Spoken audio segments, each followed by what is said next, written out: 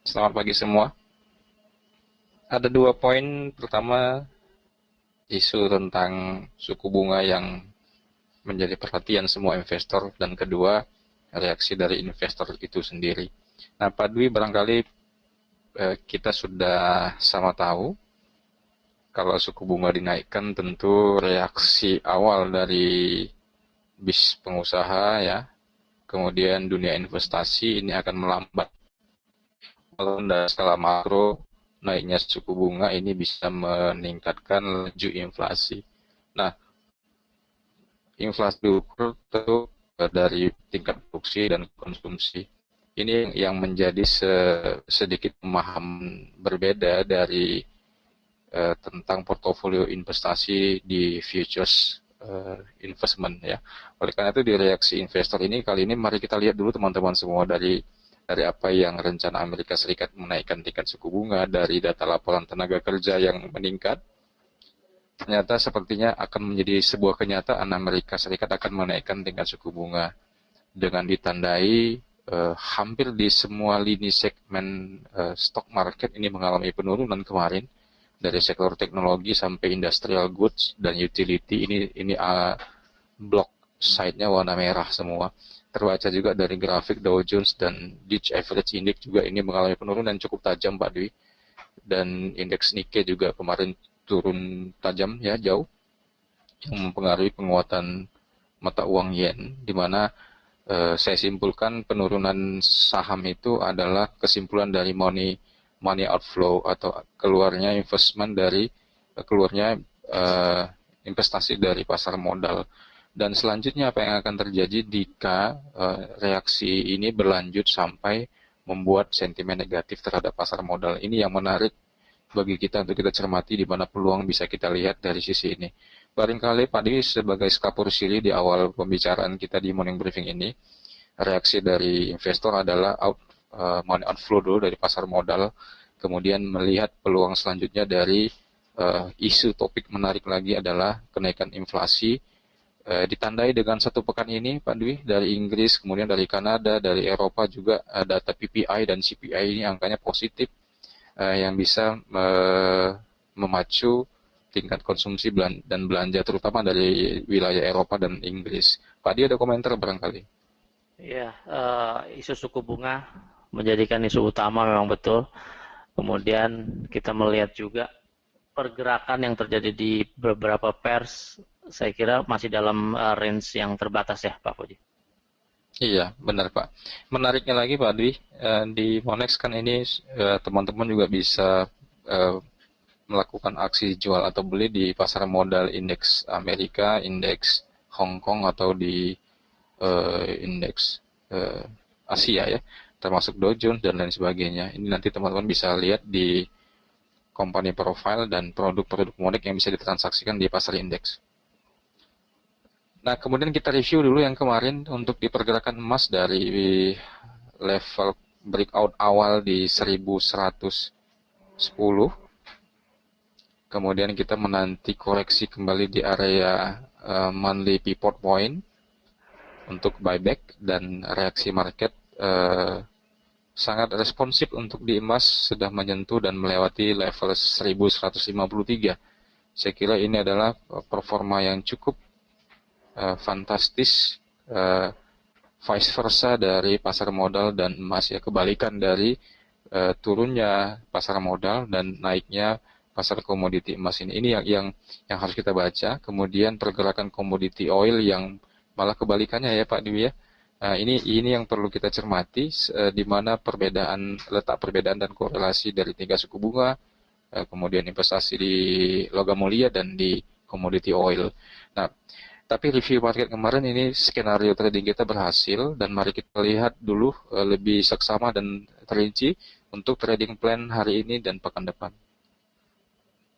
Ya, untuk di New Zealand kita mulai, mata uang Kiwi ini bergerak stagnan, masih bertengger di wilayah netral 0,66 dan 0,665 ya.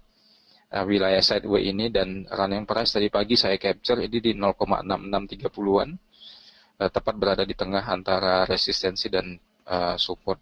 Nah, skenario jangka panjang, Pak Dwi, dengan meningkatnya tingkat suku bunga Amerika Serikat, memang akan memberi dampak positif terhadap masuknya arus modal ke Amerika Serikat, dan ini bisa membuat penguatan mata uang dolar untuk sementara waktu. Namun untuk jangka menengah dan jangka panjang sebenarnya menaiknya tingkat suku bunga ini bisa melukai mata uang itu sendiri. Contohnya Indonesia saja, sekarang rupiah sudah bertengger di angka 13.800. Jika Bank Indonesia tidak melakukan intervensi ataupun memangkas suku bunga seperti apa yang dilakukan negara lain, hanya dengan patokan kenaikan inflasi, maka rupiah bisa melewati angka 15.000 saya kira.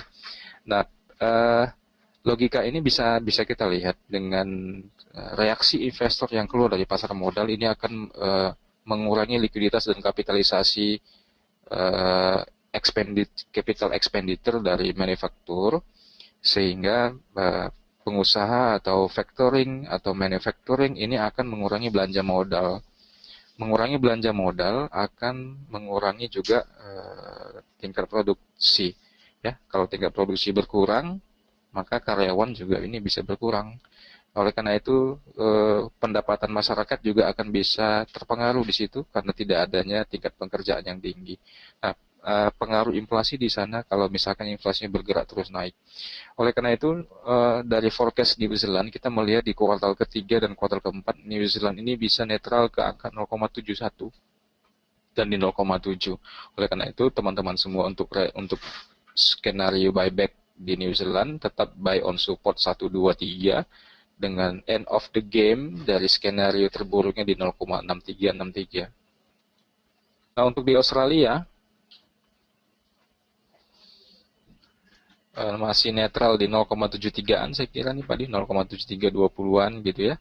Masih stabil walaupun ada kemungkinan reaksi menurun dari apa yang terjadi di mata uang yuan, di mana yuan mendevaluasi mata uangnya untuk membuat menarik investor lain yang bergabung di Asian Investment Infrastructure Bank ya, atau di AIIB.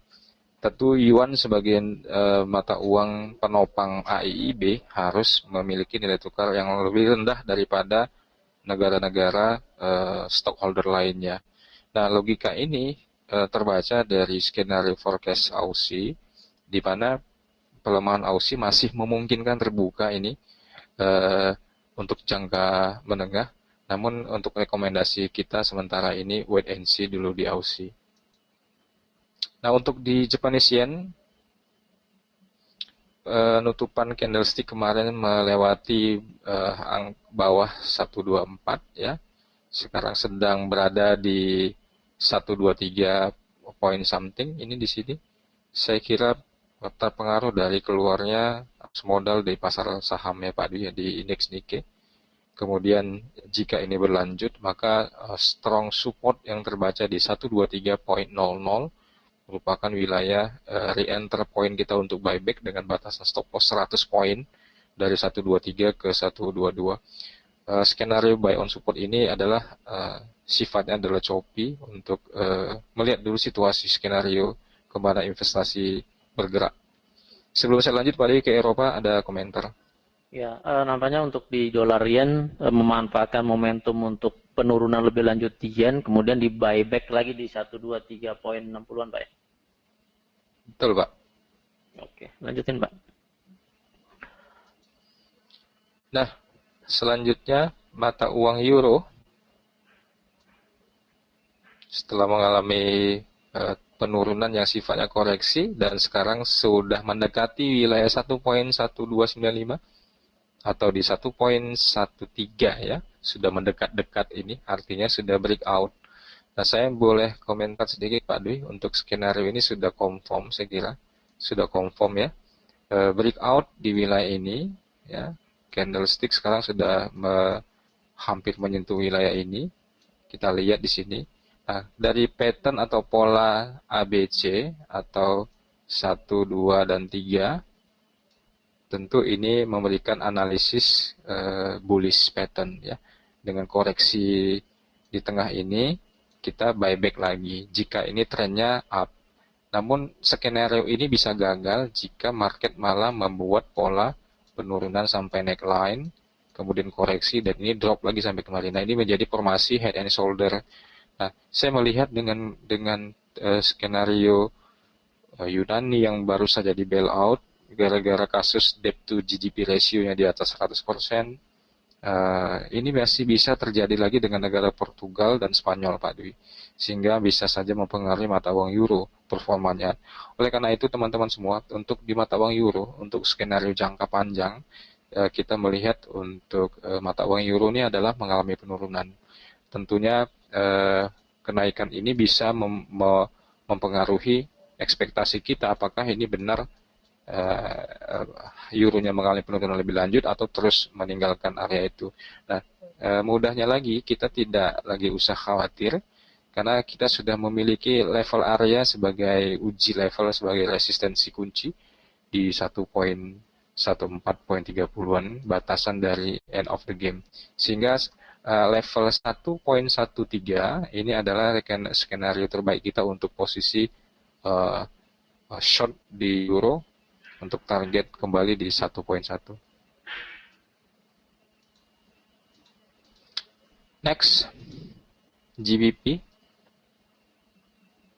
Ya, juga masih malu-malu kucing nih Pak Dwi. Ya, sempat drop candle-nya, tapi ini dibalas lagi,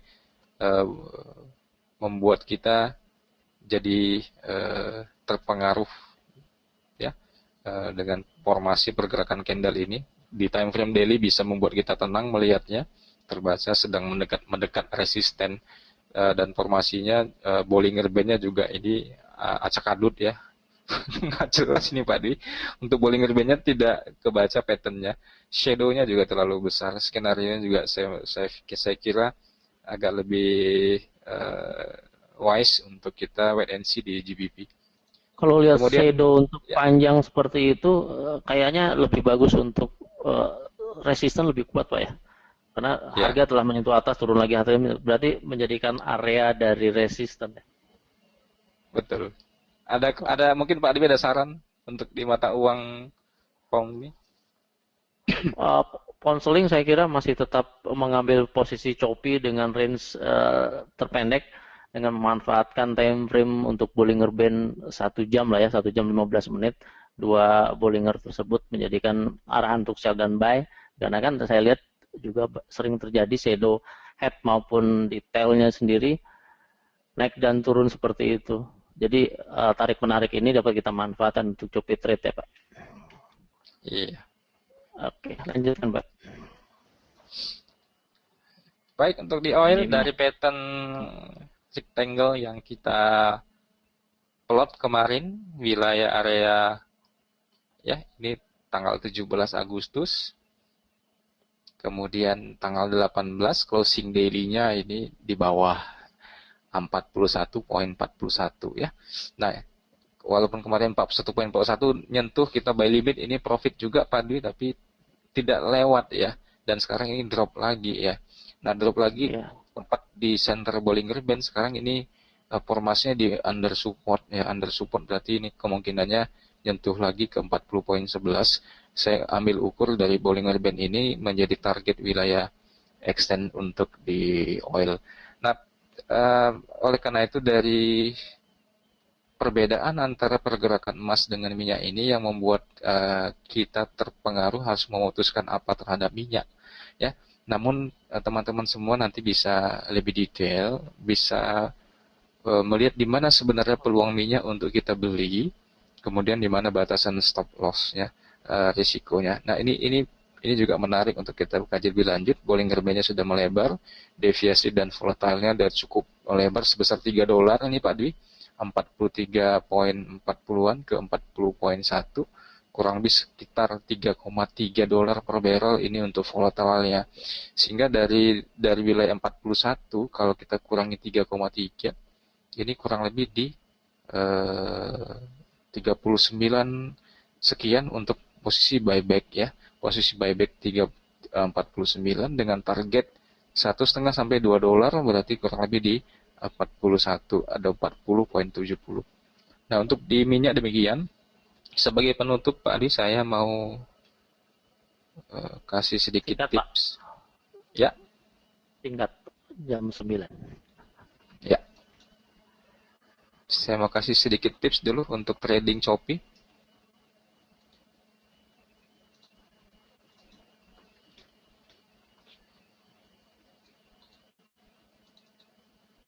Nah, teman-teman semua, untuk di time frame emas, di time frame 15 menit di trading emas, Anda bisa melakukan aksi cepat dalam memutuskan transaksi dengan melihat body candle terbesar dari rata-rata candle yang lain.